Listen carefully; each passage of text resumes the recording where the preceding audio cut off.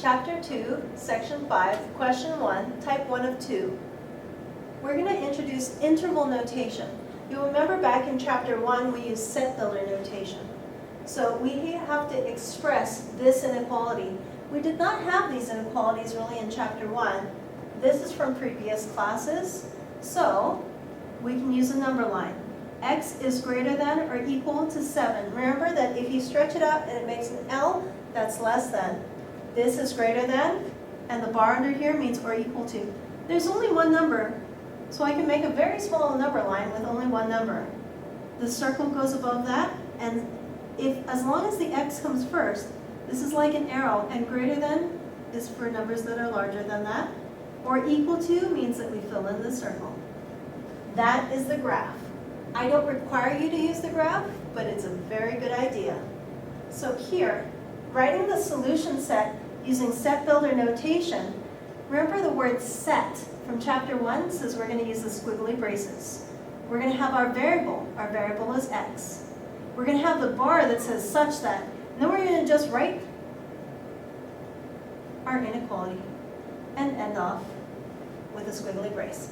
That is from Chapter 1 to write this. This here, for interval notation, we need a left number and a right number. The number on the left of this bar is 7. The number on the right bar of this bar goes forever this way. That's infinity, which is a sideways 8, like that. Some people call it a Pringle chip. Now, this is equal because it's equal. It's filled in. So we make an equal sign here and connect it. That makes a bracket. Infinity is so large you can never equal it, so it gets a parentheses. Now be careful, because some people aren't really sure what they should be writing, so they do that. And it could be a bracket, it could be a parentheses. They're not really sure, but could you just mark it correct? Or they kind of make a hybrid of both of them. Folks, if you're doing this, I'll probably just mark it wrong. So, equal sign and connect it. Make sure these are nice sharp corners there. And make sure that this is curved. Left side, right side, it has to go in number line order, which is why the number line is so important. Chapter 2, Section 5, Question 1, Type 2 of 2. This is the kind of inequality we had back in Chapter 1. So on our number line from Chapter 1, we know we have to have a -2 on there, and we're hoping that by labeling this, we can get all the way over to, we have more than enough room to get to 1. We'll have a circle above -2, we'll have a circle above 1. X goes in between here, so we shade in between here. And this has no bar, so that's open. This has a bar, so it's filled in. That is our number line from back in Chapter 1, which has also been seen on midterms and finals. So this is a good skill to review. As a solution set using set builder notation, remember from Chapter 1 the word set says we're going to start off with squiggly braces. The variable, which is x, the bar that means such that, and just copy this over. Some people try and mess around with this, flip it around. Don't mess with it, just copy that down. Now, in interval notation, we need a left number and a right number. This has a left number and a right number. So the left number is -2, comma, the right number is 1. The left number is not equal. So if you think about this circle here that says not equal, if we cut it in half, there's your parentheses. This means it's equal, so equal, we're going to make an equal sign and connect it. That'll make your bracket.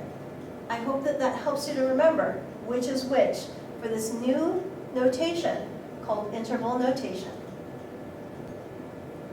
Chapter 2, Section 5, Question 2. We're going to solve, we're going to graph, and we're going to write it in interval notation. We're going to solve this inequality. Please note, there are fractions again. Our common denominator of 3 and 6 is 6. So we're going to multiply this one on top and bottom by 2. This has a denominator of 1 because remember that rational numbers, you can always divide something by 1. We need it to have a 6 in the denominator, so we're going to multiply top and bottom by 6. And here, we're going to multiply this one top and bottom by 6 again.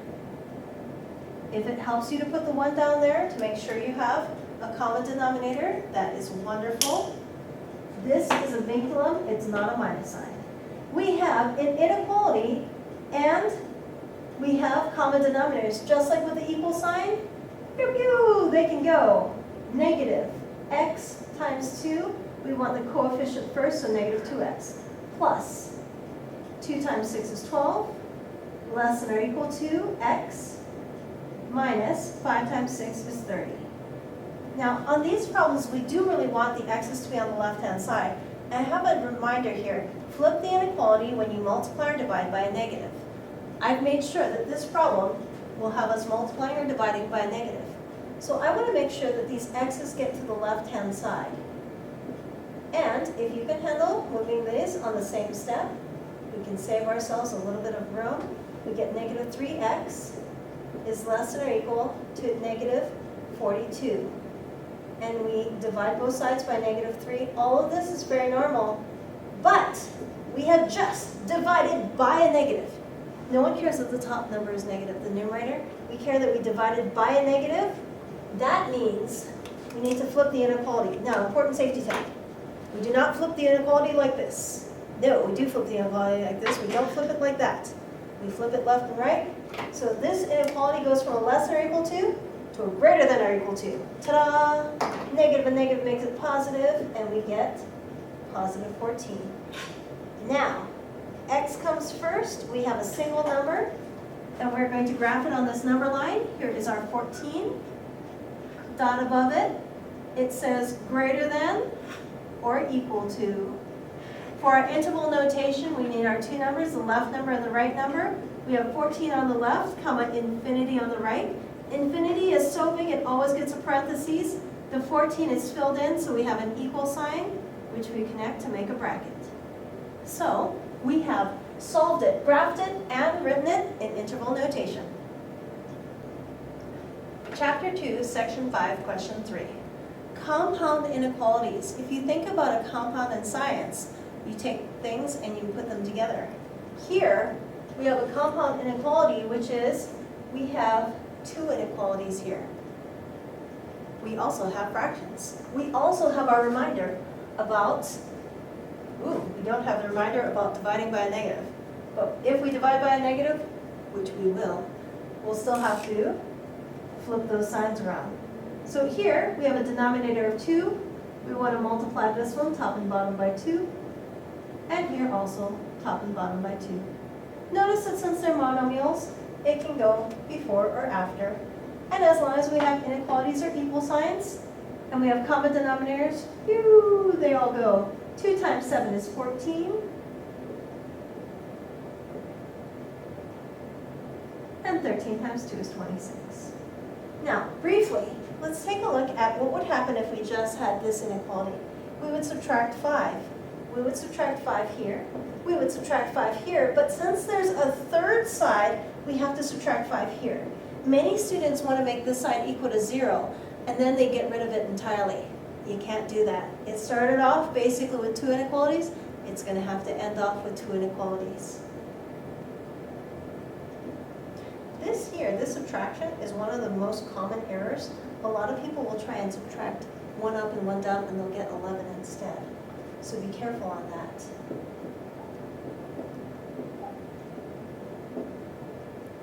And then we're going to divide everything by negative 3. We're dividing by a negative. That's the thing. So we're going to get negative 3. Move that one around. Flip that one around. Back in chapter 1, we talked about the inequalities, and they only go this way. These are going that way. They're backwards. So what we're going to do, we're going to take this, we're going to come up here, and we're going to move the negative 7 to the left, and the negative 3 to the right, and they're going to have to go that way. Because our alligator mouths are always going to eat the larger number, which in this case, negative 3 is closer to the right-hand side than negative 7. And then we're going to have to be very careful. The negative 3 has the bar, the negative 3 will have the bar. So be careful about that. Some people leave the bar on that side. Then we're going to graph it. We have two important numbers, so since we're not in chapter 1, we can actually make a much nicer graph with just those two numbers instead of all the numbers in between. If it makes it easier on you to have all the numbers in between, that's fine as well. X goes in between these two. X goes in between these two. The -3 has a, or equal to, so that has a solid dot. Our interval notation needs a left number and a right number. It has to go in order of your number line. So some people will write the -3 first and the -7 second, and it will be wrong. This one has the open circle. This one has the equal sign. And that is our answer. This slide is about the fact that your parents have theoretically been teaching you about the words and or. And the parent definition of and or and a restaurant definition of and or are different. Your parents are teaching you the math definition of and or. This is also why English is a very difficult language. So if your parents tell you to do the dishes and take out the trash, you had better do both. The dishes and the trash. So here, and means both. However, noting the disclaimer, keep in mind what your parents mean. If your parents say to do the dishes or the trash, you may do one or the other. But in the event that you did the dishes and the trash, if you did both, your parents are not going to say, oh, you're grounded, I told you to pick one.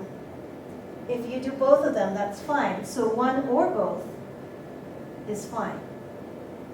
So the word and means both, and the word or means one or both. Now let's take a look at a restaurant.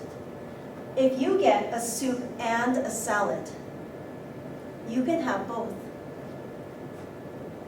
But what if you say, oh, I don't really want to have the soup. I just want the salad because I'm going to get really full. Then they're not going to say, eat the soup. You can have one or both. If you get soup or salad, you can have the soup or you can have the salad, but you could say, hey, my parents loved it when I took out the trash and did the dishes. I want both. They're going to charge you extra money. So here, you only get to have one of them or the other. This is not what we're talking about in math. We talked about and or using unions and intersections in chapter 1. We're talking about ands and or, unions and intersections in chapter 2. We're just not going to use the intersection symbol. And then we're also going to be doing this in chapters 3 and 4. Chapter 2, section 5, questions 4 and 5. Questions 4 and 5 are about the words and or in relation to inequalities. They'll have little 1 or 2 step inequalities. You'll solve them to find out what the answer is, and then you'll look at the ands and ors. When you're doing that, please make sure that the question says and or, that the answer also says and or in between the two little answers. Then we're going to have to graph it, and we're going to have to write it as interval notation. We have two important numbers, 3 and 1. We can't just put 3 and 1. We have to put them in number line order. So in this case, the 1 is on the left and the 3 is on the right. I have this cloud. This is for us to put each individual inequality, and then down here we're going to put the final answer. So x is greater than 3. Greater than 3 looks like this. It's not equal to. X is less than or equal to 1. Now, think about the word and. And means that they are both true. This bar here shows where one of them is true. This bar here shows where the other one is true. Is there any section where they are both true? There is not. So we actually have nothing here to graph on our final answer. This is a no solution problem. Now, I will tell you that I will not, at this level of math, give you a question like this. I'm showing it to you because you will have stuff like this in your college math class where you will have absolutely nothing to graph. It will be a no solution problem.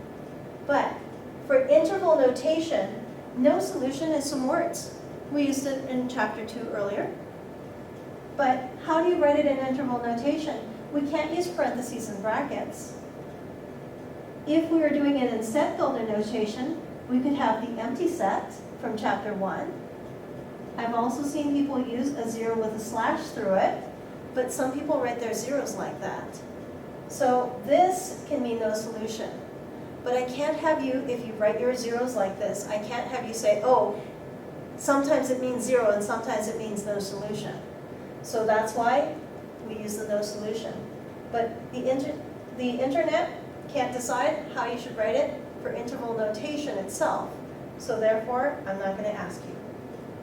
Going on to here, our important numbers are 3 and 1. We have to put them in correct order on the number line. So this one says, from 3, it's going less than, but not equal to. Notice how long I'm making this arrow. I want to make it so that it goes as far as it can along this number line. And then here, solid dot here, and as far as it will go here. So look how long these are, because I want to know and. Where are they? Both true. If you look in this section here, there's only one line. They are not both true, only one of them is true. It does not come down to the answer. Here, if you look in the center, both lines are there. That is part of our answer. And if you look here on the right, there's only one line. Not equal and equal, they're not both true. Equal and equal, they are both true. So our two numbers are 1 on the left, 3 on the right, equal on the left-hand side, and connect, not equal on the right-hand side, parentheses. Here, 3 and 1. 1 and 3. We do have to have them in order correctly on the number line. X is greater than 3. X is less or equal to 1. Hey, this is the exact same picture as that. But the word has changed. This word is or. So this means one or both. As long as one or both of them is true, it goes into my answer. So in this section, there is one of them that is true, right here. Nothing is true here in the middle. And one of them is true here. Hey, one or both. You couldn't have one of them and both of them true. Now notice that this has two pieces to it. So this piece has a left number and a right number. All the way that way forever is going to go to negative infinity, which we've never had before.